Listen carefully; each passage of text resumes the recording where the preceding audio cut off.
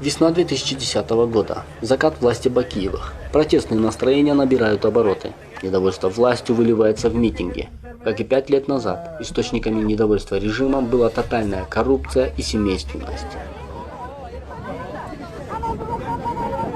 Придя к власти на волне почти 100% кредита доверия, Курманбек Бакиев не спешил решать насущные проблемы страны.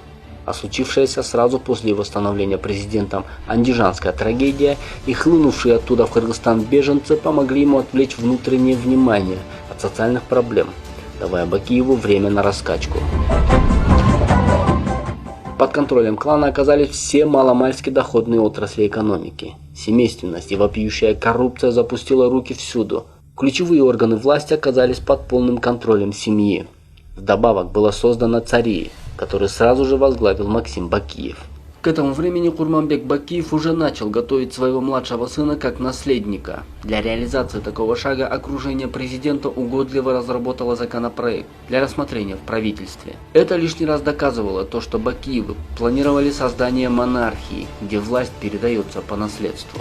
Ал кишилер уже ачкөз болуп калган да. Ачкөз болгондо уже көзгө эч ким көрүнбөй калган, адамды адам катары көрбөй калган, жөнөкөй элдер алар үчүн бир кумурска эле болуп калган. Киши катары көрбөй калган.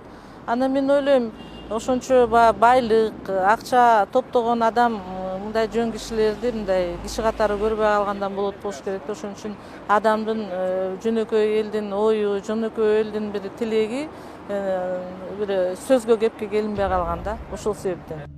Таким образом, фактически контролируя все финансовые потоки Кыргызстана, он стал вторым лицом в государстве. А пока родственники президента пользовались необычным успехом, населению страны советовали запасаться кизиком.